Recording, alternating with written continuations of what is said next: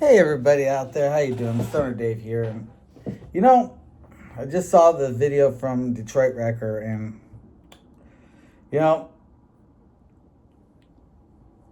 things don't mean what you think they mean, right? So let's take this thing you said about everything being monetized. Yeah, everything's been monetized for fucking years, right?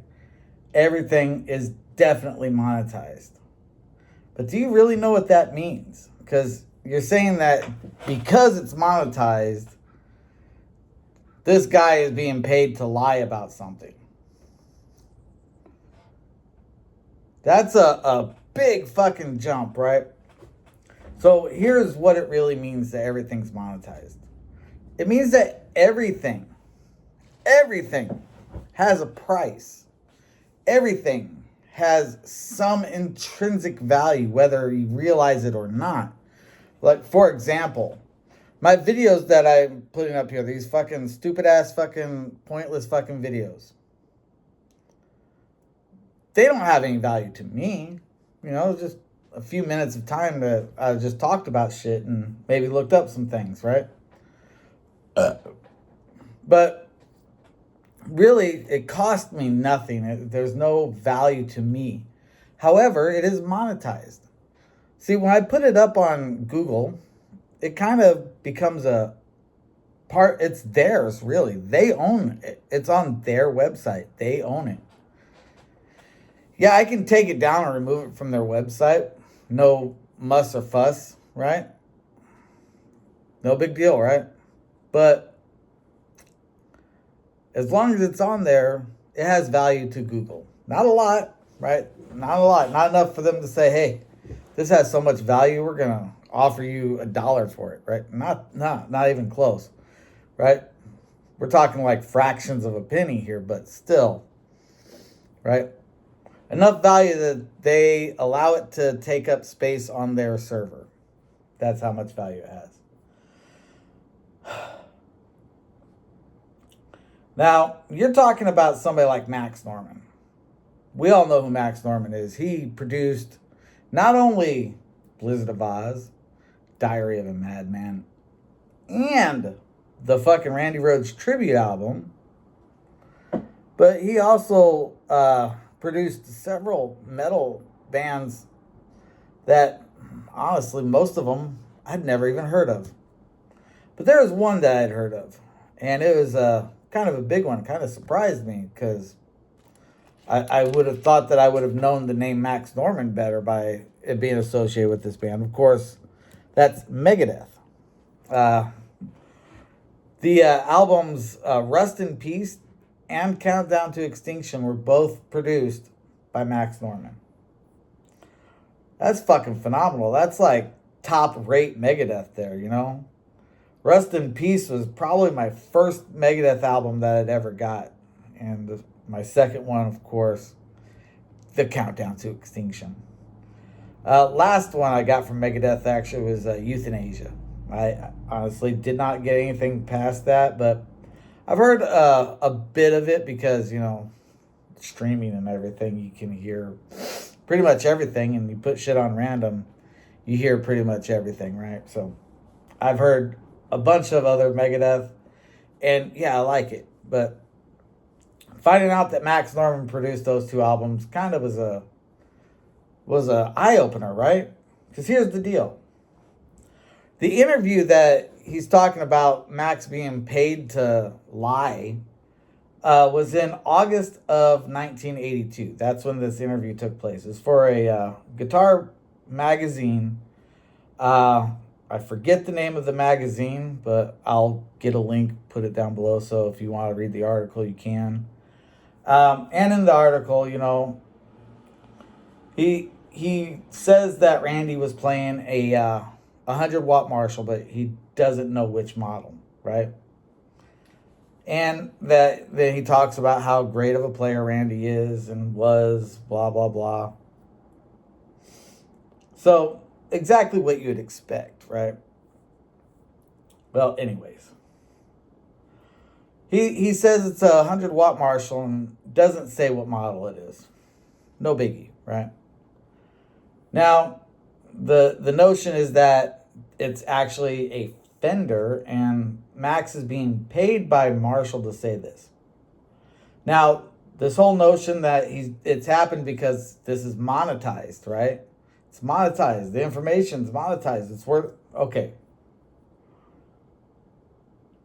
Marshall is in the business of selling amplifiers, and they want to sell the amplifiers to make money, and they allocate a certain amount of money for advertising to garner the sales that they need. Now, as far as attaching their name to Randy Rhoads, right? That's where the advertising money comes in and wanting to have it. It's not that whether or not it was used to record with, that nobody ever looks at that, right?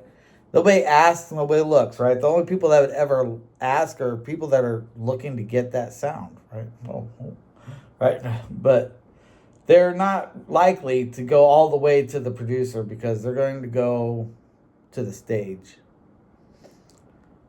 See, the year 1982, everything that is recorded in 1982 is analog. We didn't have CDs.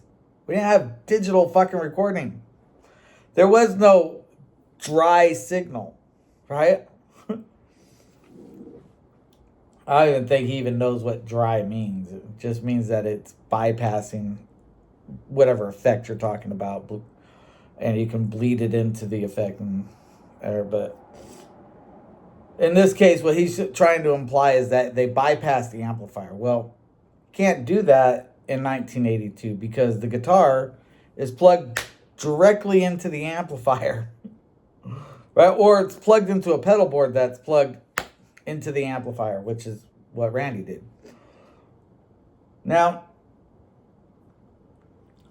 if you'd seen that pedal board, which there's plenty of pictures of it, you'd notice that there's some unique things about it, right?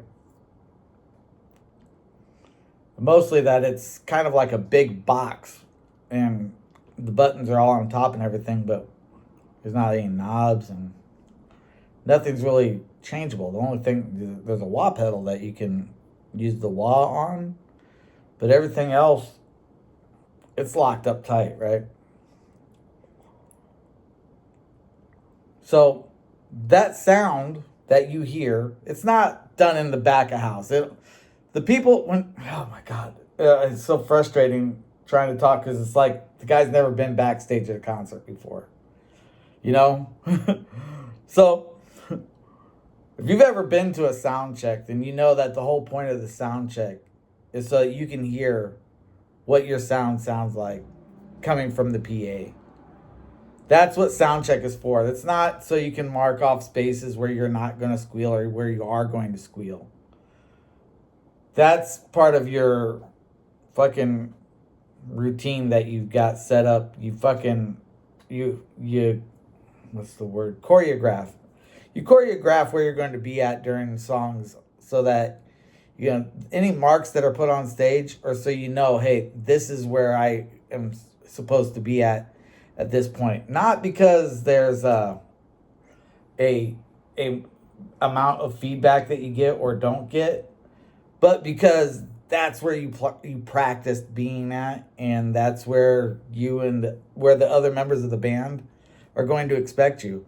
You know, you get fucking, if you don't have some kind of a plan on where you're going to be at, especially if you're a guitar player, right?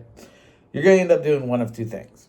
You're either going to be standing in one spot all day and nobody's going to notice you, nobody's going to care about you, and you're just going to stand there and strum your chords, or you're going to be running all over the stage trying to get as many people into the show as you can without knowing where you're going, and you're going to run into somebody else. Maybe the bass player, maybe the other guitar player, maybe even the singer, right? Because you didn't choreograph your shit.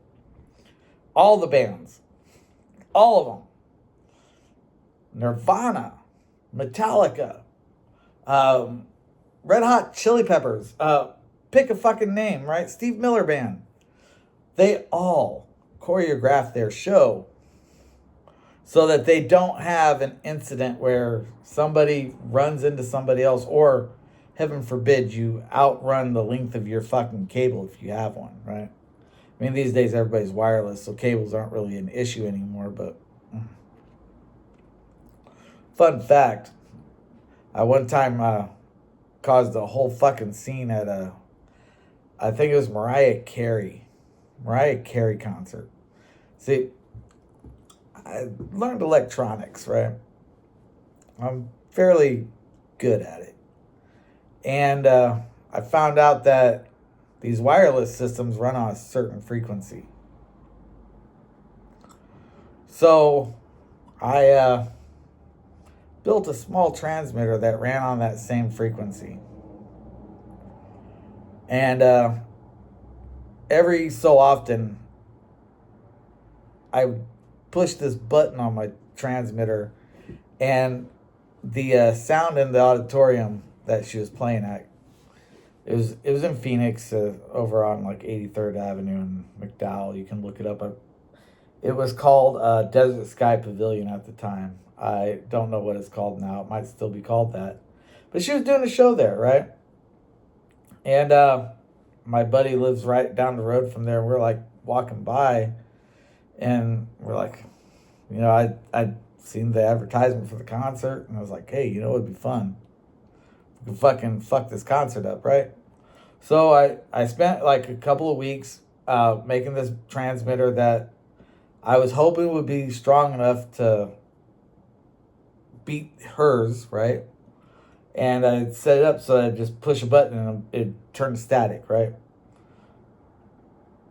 So night of the show, right? We go up there, we're sitting right outside the fence of the place. You can faintly hear the music, but it's not loud enough to hear, and there's nothing around there, it's just fucking, there's a mall that's pretty much abandoned over there, and a bunch of empty fields. There's a few businesses a few blocks over, but nothing, right?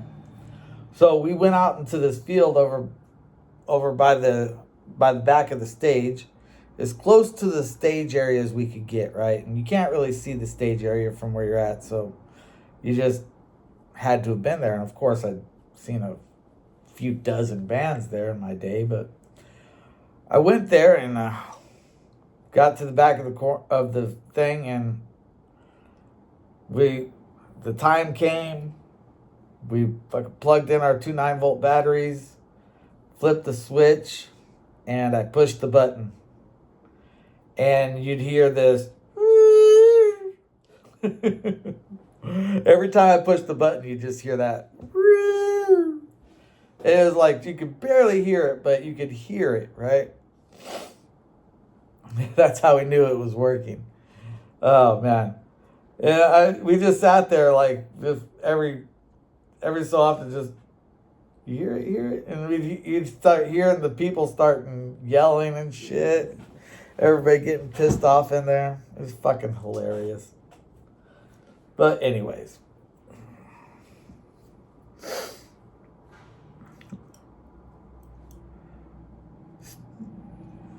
You look at this Max Norman guy and you say, yeah, he's in the music industry, and maybe he is for sale, right? Maybe there is an amount of money that you could pay and he would say Marshall, even though he knew it was a Fender, right? Maybe there is.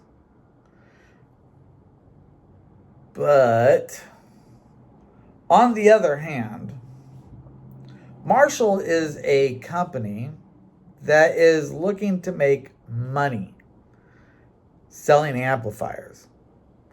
Now, if they spend $1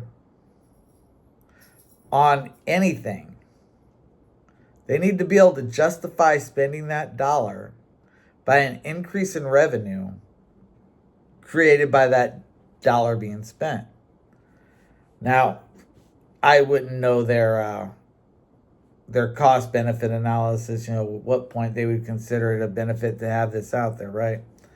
But I do know that there are literally dozens of pictures of Randy Rhoads playing next to a Marshall. Dozens upon dozens upon dozens of these pictures. And they all kind of show he was playing Marshalls. All of them. Every single one of them. Dozens upon dozens of them. Those, the white Marshall head that he is so famous for, the black Marshall head was underneath of it. 2 full stacks. I mean, Marshalls every fucking where, right? And he is famously known for playing Marshalls. Now, did he play a Fender Champ? Yeah, probably, right? There's an interview with Kevin DeBrow saying how much he enjoyed the sound of Randy playing on that Fender Champ, right? So it's definitely documented in a few places that Randy played a Fender Champ when playing with Quiet Riot. Nobody's going to argue that fact. Nobody's going to debate it. It is a fact. It's well known and established. Now, as far as Bob Daisley's concerned, Bob Daisley stated that Randy played a Marshall. Now, it's not in his book. There's literally nothing about the gear Randy played in his book. Literally nothing. Detroit Record says there's a photo, and I think I'm familiar with the photo he's talking about. And the photo is actually taken at Bob Daisley's home in London, where him and Randy would go and work on songs when not in the studio. They didn't spend 24/7 in the studio. Ozzy lived in London. Bob Daisley lived in, I believe he was staying in London at the time. I mean, they're all staying in London, but they weren't staying at the studio. And Bob Daisley, in his book, talks about having these recordings of Randy Rhoads that nobody's ever heard. Now, it's a pretty good chance, I'm not saying it's 100%, but it's a pretty good chance that photos provided by Bob Daisley in Bob Daisley's book, taken by Bob Daisley, would have probably been taken when they were recording those tapes that he has of Randy playing things that nobody else has heard. And that being played on a Fender Champ, not only is that practical, it's probable, right? I mean, think about it. He's going from the studio to a place. The big amplifiers are at the studio. The small amplifier goes with you to wherever you're going to be working things out. The small time things. Big amplifier at the studio, small amplifier at home. That's why it's called a practice amps, because it's used for practice. And yeah, they recorded their practice sessions. Lots of people do that. It's not unusual. Randy is like most musicians. He wants to capture it there so that he can work it out to perfect it. You know, that's him. All in a fucking nutshell. That is Randy fucking Rhoads. He would record it, go home, and work it out until he got it perfect.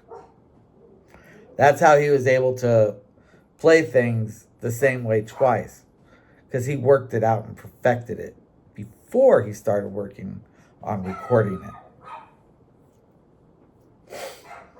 Now, one moment here.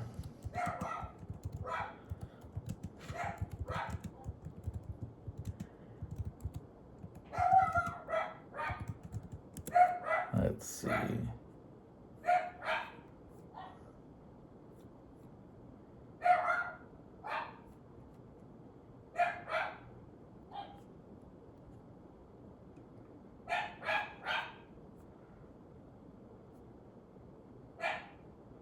Let's see here. No.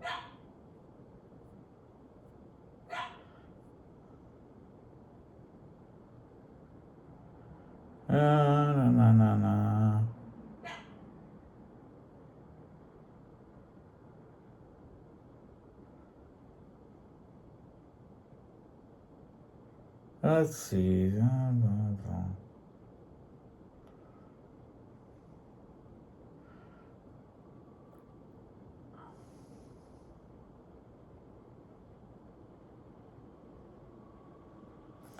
Oh, neat.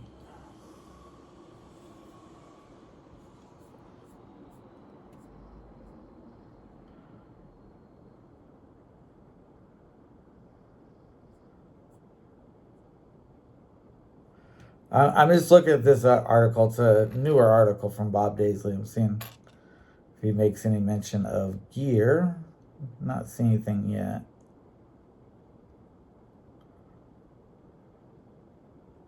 Da, da, da, da, da, da, da, da, da.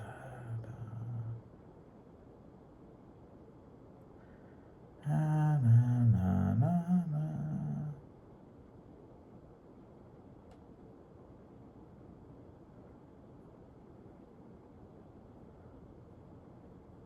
Let's see. Do I remember game?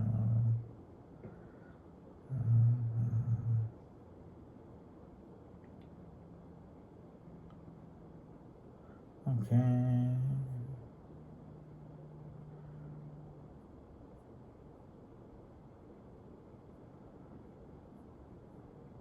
Nothing about gear on it. They are talking about a NXR Randy Rhoads distortion pedal. That's pretty neat.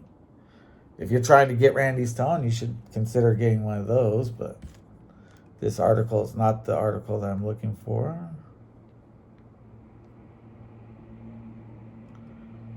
Let's see. This might.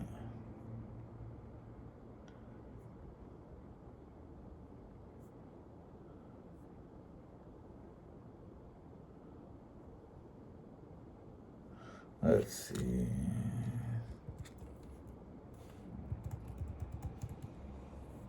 No, fender is not found.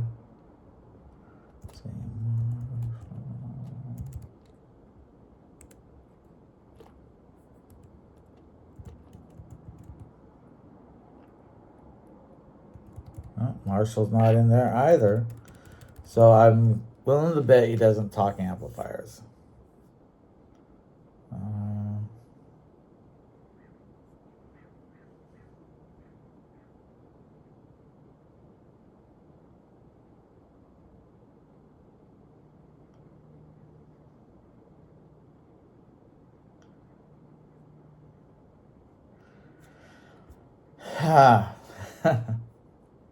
So, Bob Daisley's got some stuff of Randy's that nobody's ever heard, and he's not willing to let it be released without a royalty. Talk about being monetized.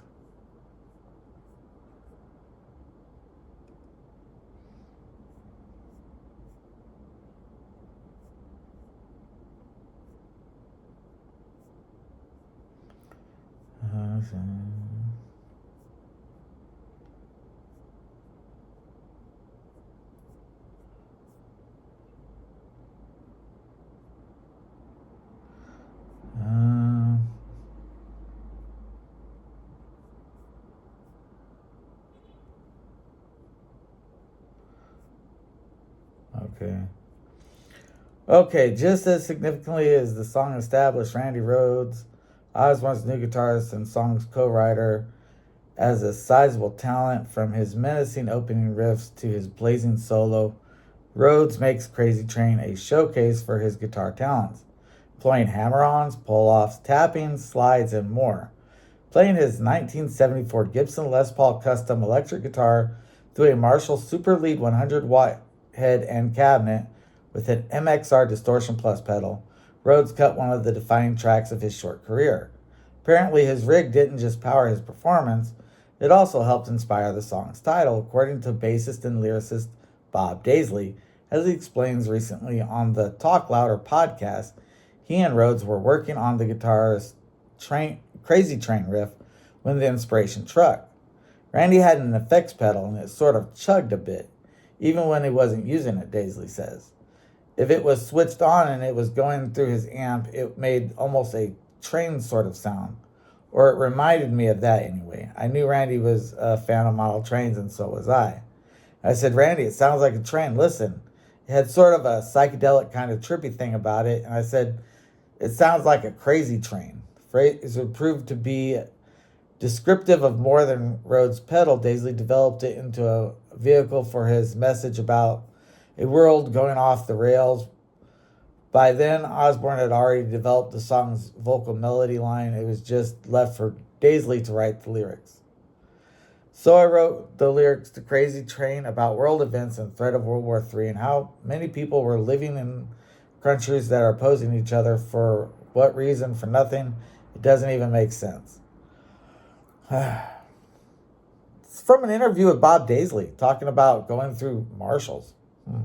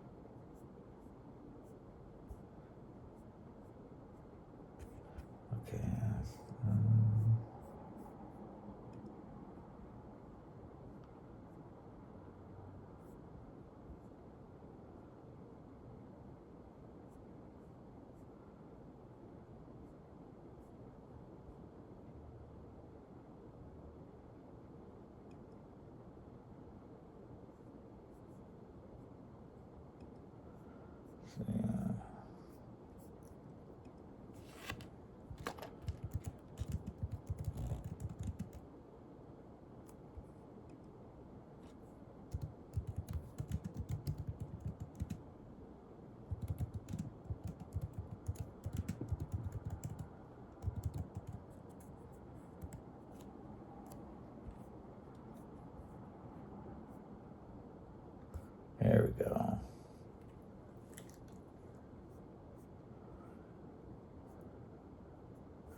Let's see. When he's asked about.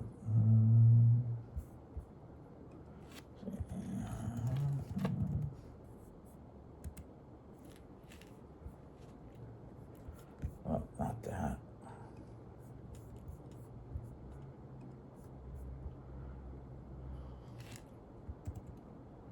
Oh.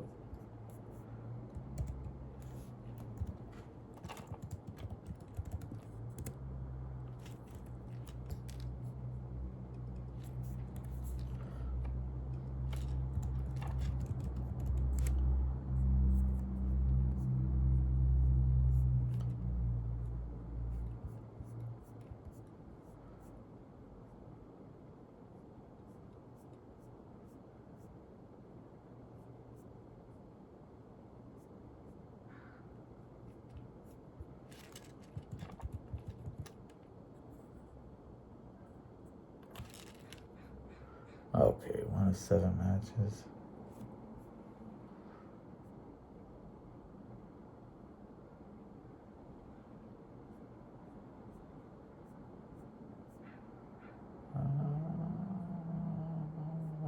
Let's see here.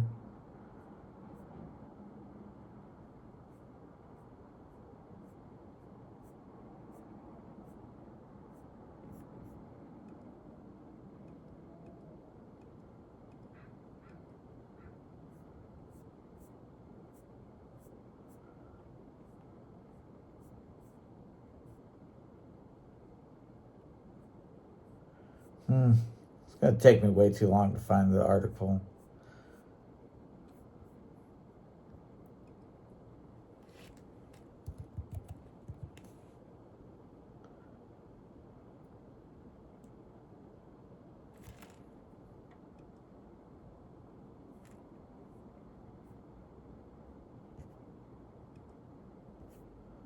Okay, this is going to be harder than I thought. Let's see.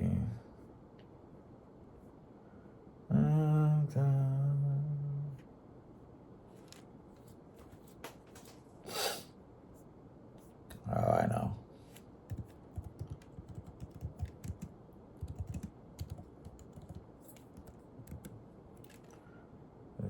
Oh, God damn it. I might have to do that.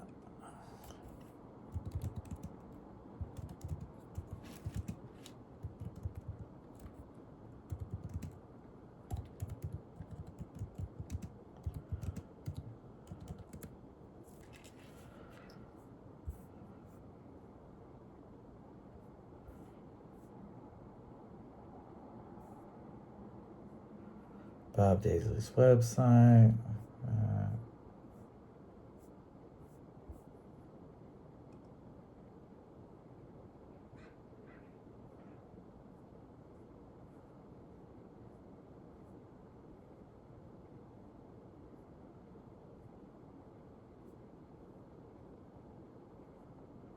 Wow, there's a lot of interviews with Bob Daisley.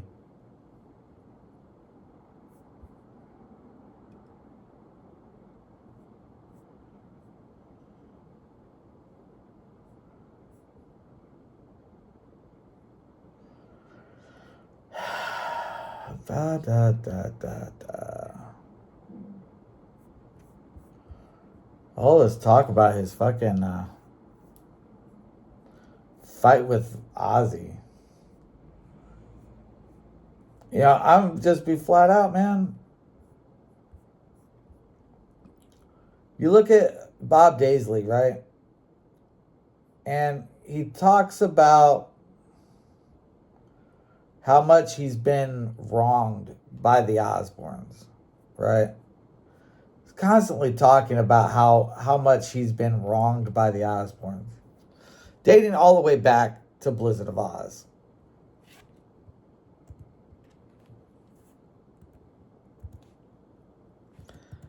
And the guy, look, man, the guy is definitely talented. But if he really is getting screwed by Ozzy, then he gets screwed from Blizzard of Ozz. Why go back and do Diary? He gets screwed on Diary. Why go back and do, what was it? Bark at the Moon or The Ultimate Sin or whatever the hell else he did. He did that. Then he goes back and does, like fucking all these fucking albums. Last one he did was fucking, No More Tears, right? Or, is that No More Tears or Mama? Whatever the fuck it was. His last one. But I found it here, and I'll put the link to this here. So,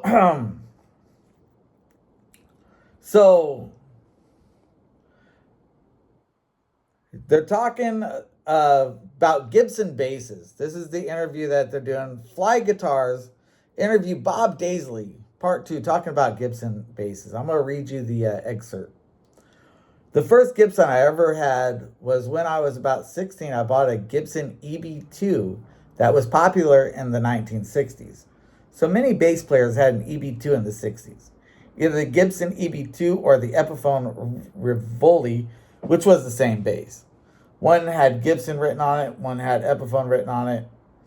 I used to be in a band when I was young, about 20, called Cavus Jute. We were sort of like a progressive rock band with an influence of Cream. I did like that growly bass that Jack Bruce got. So I got, and especially the one I had when I really love that bass more than I love London, blah, blah, blah. They probably just preferred the Fender sound, so I had to swap it in, and I got a Precision. Then Fly Guitar says, so when did you get another Gibson? Which Bob Daisley responds back, for the first album I did with Ozzy when we were called the Blizzard of Ozz. I know a lot of people refer to it as Ozzy's solo career, but when we formed that band, it was a band and it was called the Blizzard of Ozz. That first album that we did, I used a Gibson EB3 on it because for those songs, I tried various basses and to me, they just didn't sound quite right. I actually bought the first one I could get. I just went out and bought a EB3 and used that on that album. I had my Fender down there, but like I say, nothing sounded quite right on those songs for some reason. And I had an Ampeg, and I probably had an acoustic amp because I had an acoustic bass amp that I bought from Boz Burrell from Bad Company.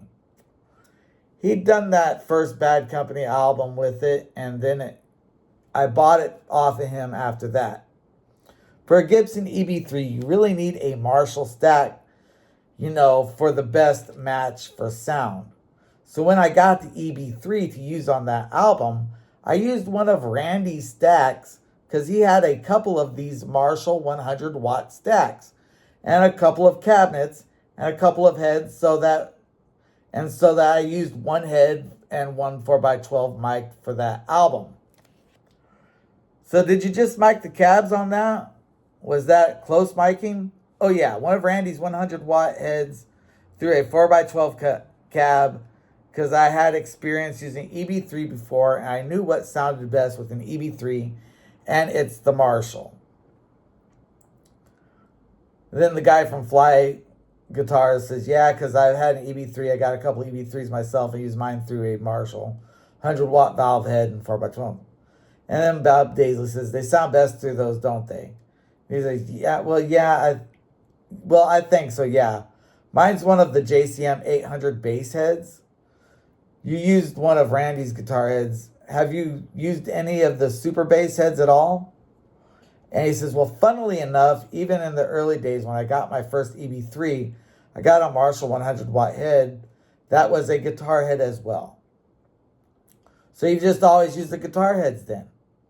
Yeah, it was just one that came available, and I just bought it. There's not much difference between a guitar head and a bass head anyways. I heard that the funny thing was that I think Jack Bruce was supposed to have used guitar heads anyway, and Jimi Hendrix used bass heads. Learn something new every day. So there you have it. Bob Daisley says Randy had Marshalls. Bob Daisley, the guy who supposedly is saying that Randy used a Fender, but I read the book. No mention of Fender anywhere in that book. Just talking about how he's got these unheard fucking tapes, which could have been recorded through a Fender. Don't know. I mean, if there was a Fender used to record anything, that's what it would have been used to record. So there you go. You know, things don't always mean what you think they mean, right? You think that because things are monetized, everybody's just up and lying because they could potentially make $1. Not everybody's as short-sighted as you. You know, if there was a mystery that needed to be solved about getting Randy's sound, excuse me, if there's a mystery that needed to be solved to get Randy's sound, the people that would need to be solving that would fucking be all over the money that they could get from it. Now, you say, oh, but Marshall paid them, they'll get sued. And it's like, yeah, they ain't gonna get sued nearly as much as what they get paid. Come on, dude, you said it yourself, everything's monetized. Yeah, if there's money there, it's gonna be more than fucking a lawsuit could cover. Marshall's got their fucking money from Randy because of all the pictures that exist. Max Norman's got his money because of the successful albums they put out. Yeah, I get it. You can't make money with music today. But you could in 1982. And you could in 1995. And you could all the way up till probably about the early 2000s. You know, when the internet came out, right? When everything became that you could just stream it. That's when the music industry stopped making money. Because now there's no money in it. You're not selling anything. Think about it. You make a CD. How many copies of your CD do you sell? Right? You might sell a handful. But once it's on the internet, it's a free-for-all. And it'll be on the internet as soon as anybody gets their hands on that shit. CD's digital information just waiting to be uploaded into a computer. Tell me you forgot the old days of burning CDs. Jesus, man. Where you been? But anyways, it's right there. Bob Daisley says it. Randy had a few of those 100-watt Marshall heads. So Max Norman is telling the truth. Bob Daisley's confirming it. Oh, What a tangled web we weave when we practice to deceive. All right, well, I've been here long enough. I'm going to go ahead and sign out. I've got other shit to do.